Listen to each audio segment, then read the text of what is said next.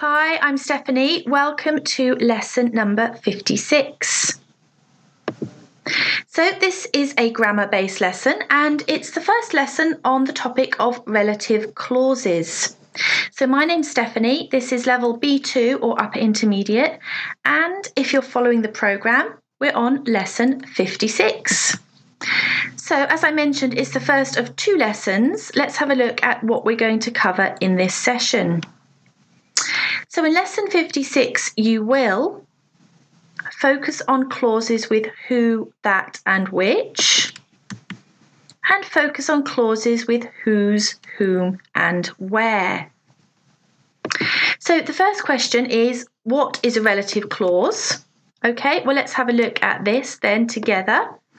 A relative clause adds extra information to a sentence. This extra information is introduced by who, that, which, where, whose, and whom. So at this level, you're going to want to be giving extra information, extra description. You're going to want to be constructing longer sentences. We don't naturally talk in very short sentences, and this is why we need to use relative clauses. So again, it's very useful for you to improve your fluency. Let's begin with who. So we use who when we're talking about people. Let's look at some examples. The man who helped me is a doctor. The woman who lives over there is German. A builder is someone who builds houses.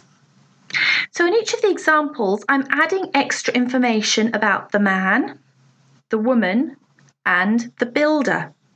And because they're people, I introduce the extra information with who. Okay, so let's practice. I'm asking you, what's the job? So I'm describing 8 different people using who, but I haven't told you what their job is. So can you tell me what are the 8 jobs that are being described? Number 1, someone who connects and repairs water pipes. Number 2, someone who treats sick animals. Number 3, someone who ensures that rules are obeyed in sports. Number 4, someone who designs buildings. Number 5, someone who fixes cars. Number 6, someone who works with wood. Number 7, someone who sells flowers. And number 8, someone who checks if you need glasses. Pause the video and see if you can write down the 8 jobs that are being described. Okay, hopefully nice and straightforward, but let's check through our answers. So we have a plumber, a vet, a referee, an architect, a mechanic, a carpenter, a florist, and an optician. And because they're people, the extra information is introduced with who. Well done if you got those correct. Okay, moving on to which and that. We use which or that when we're talking about objects. Now you'll notice here that I've included these 2 words together, and that's because in most situations you can choose to use either which or that. There are some cases when you need to choose which or that, but we're going to cover those areas in lesson 58. So for today, you can use either which or that. And we use them when we're talking about objects. Let's look at some examples. I like the watch, which has an interactive screen. Where's the book that I left on the table? The dog that lives next door barks a lot. So you can see I'm talking about a watch, a book, and a dog.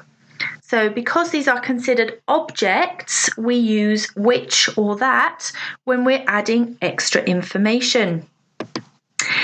Okay, well, let's practice. What I'd like you to do is to connect two shorter sentences using either who, which, or that. So you need to think, is it a person or is it an object? Let's have a look at an example. I work for a company. It sells software. The company that I work for sells software. Or the company which I work for, but not who because it's not a person. Number 1, the restaurant serves Middle Eastern cuisine. It opened last week. Number 2, the shoes I ordered have arrived. They are the wrong size. A man helped me. He was very kind. The train goes to the city centre. It leaves every 10 minutes. That woman is the CEO. She's French. Several people were injured. They are in hospital.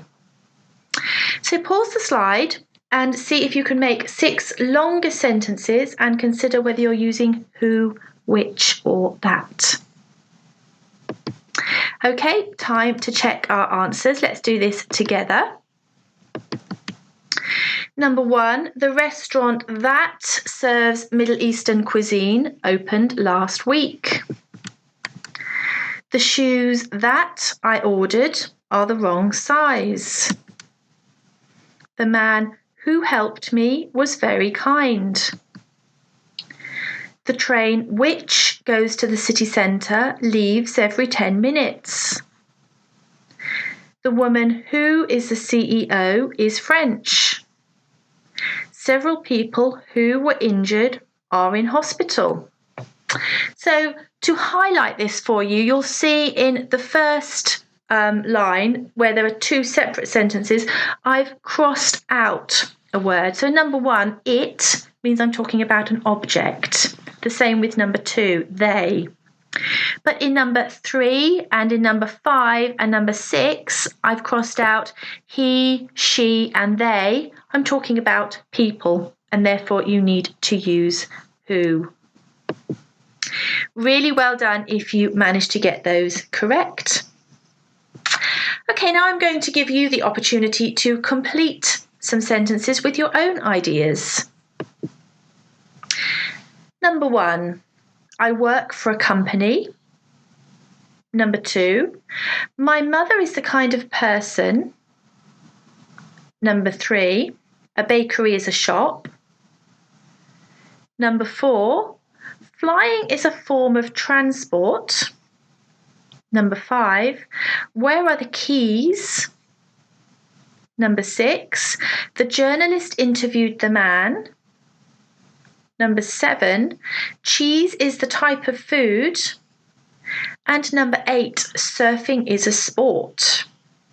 So what I'd like you to do is to complete with your own ideas, but remember you're going to need to start each ending with who, which, or that. Okay, well, I'll share with you how I've finished the sentences. Of course, they will be different to your ideas, but what won't change is whether we're using who, which, or that. Okay, so number 1, I work for a company that was established in 1950. My mother is the kind of person who is very organised. A bakery is a shop which sells bread. Flying is a form of transport that is very safe. Where are the keys that I left on the table? The journalist interviewed the man who survived the crash. Cheese is the type of food which I love. Surfing is a sport that is harder than it looks. Okay, so hopefully you were able to complete the sentences there with your own ideas. Okay then, let's move on to where. We use where when we're talking about places. Let's look at some examples. The restaurant is the kind of place where you always bump into someone you know. I would love to travel somewhere where there is always sunshine. My town is where I feel happiest. So in our three examples, the restaurant, somewhere, and my town, these are all places. So when you're adding extra information, you need to use where. Okay, time to practice as always. Let's see if you can connect these sentences using where. We'll look at an example. I live in a town. The crime rate is low. I live in a town where the crime rate is low. Number 1.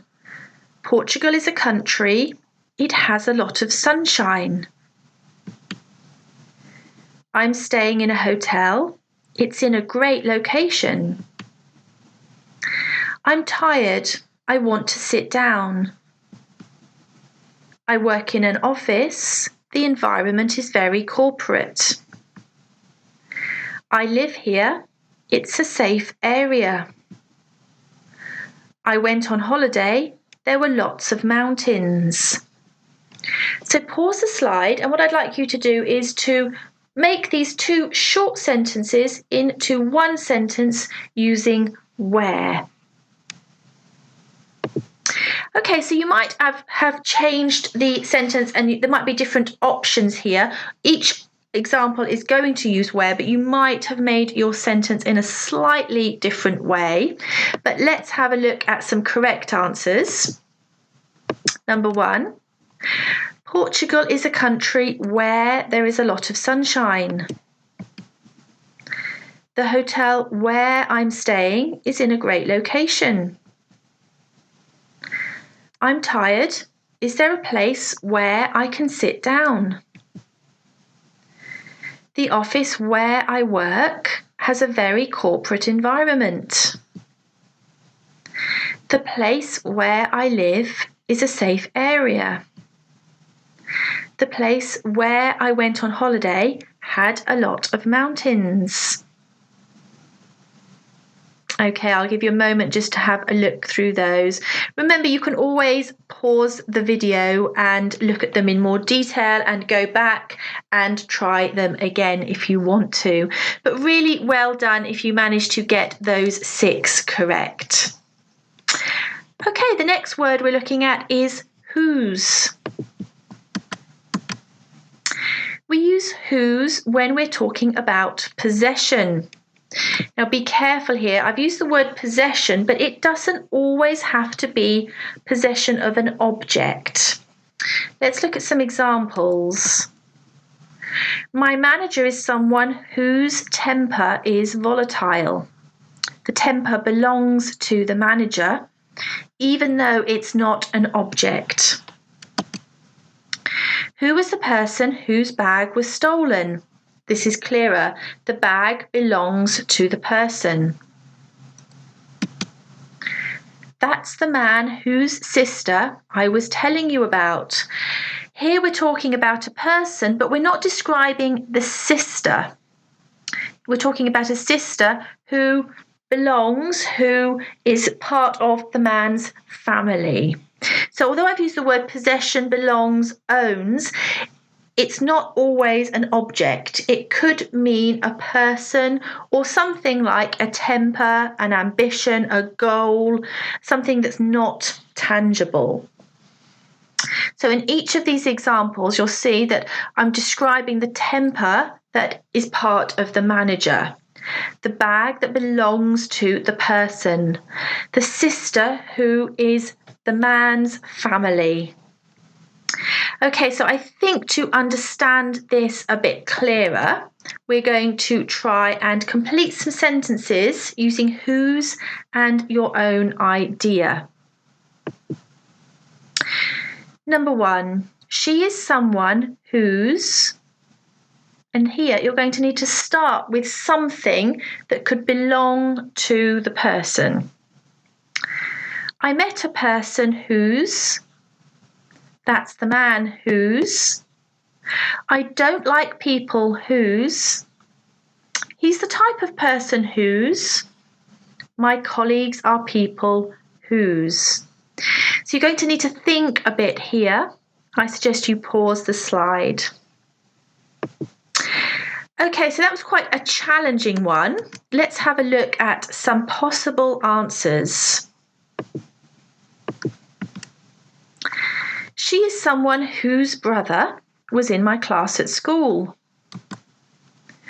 I met a person whose ambition is to cycle around Britain. That's the man whose car was stolen last week. I don't like people whose priority is to get ahead at any cost. He's the type of person whose team don't like working with him. My colleagues are people whose aim is to make you feel welcome. Of course, you will have different endings to me, but the important thing to note here is that you put after whose, you need to put a person, an object that belongs to the first person you're talking about. So really be careful. Just because you see a person doesn't mean you're going to use whom. If there's possession or the concept of possession involved, then you need to use whose. And the last word that we're focusing on in this session is whom. Now, you might not have seen this word very often. That's because we only use whom with a preposition. Let's look at some examples. I like the housemates with whom I live. He is the person to whom the parcel is addressed. So as I just mentioned, you might not have seen whom used very often. That's because it's a formal word and is not often used in speech, because you can always change the sentence and use who. So instead of I like the housemates with whom I live, I like the housemates who I live with. Instead of he is the person to whom the parcel is addressed, he is the person who the parcel is addressed to. So whom is more formal, much more common in written form, and as I said, it's a much more formal way of using the language. So just to make sure, let's do a mini practice where you have two options, who or whom. So in each pair, one of the sentences you need who and one you need whom. So have a look, there are 3 pairs here. Pause the slide, and in each pair, one sentence will be whom and one sentence will be who. Okay, so this is just to show you that you don't have to use whom, and as I said, in speech it would be very formal. Let's check the answers together then. To whom did you offer the job? Or who did you offer the job to? With whom were you arguing? Who were you arguing with? Who did you receive the invitation from? From whom did you receive the invitation? So there's a clue. If you see a preposition, you're going to need to use whom. Okay, final practice session. This time you have a choice of where, whose, or whom. Let's have a look at an example. A DJ is a person. Job it is to play music. What do you think? Where, whose, or whom? A DJ is a person whose job it is to play music. Now, I really hope you all chose whose here, because the job belongs to the person. The DJ, it's his job, therefore you need whose. That's the house I grew up. You should give this to the person to it is addressed. I like going out to places I can chill out with my friends. Is that the man? Daughter owns the bakery. To were you speaking to so loudly? She is the person. Job it is to manage recruitment. Pause the slide and tell me where, whose, or whom. Okay, so for the last time today, let's check our answers. Okay, number 1. That's the house where I grew up. You should give this to the person to whom it is addressed. Careful, we've got a preposition to whom it is addressed. I like going out to places where I can chill out with my friends. Is that the man whose daughter owns the bakery? To whom were you speaking to so loudly? And finally, she is the person whose job it is to manage recruitment. So that brings us to the end of the first of our grammar lessons on relative clauses. If you want to go directly to the next one, that will be lesson number 58. But if you're following the programme, the next lesson in sequence is number 57, and we have a very nice vocabulary lesson. We'll be talking about the topic of business, so there'll be some nice business vocabulary, and I hope you'll join me. See you next time.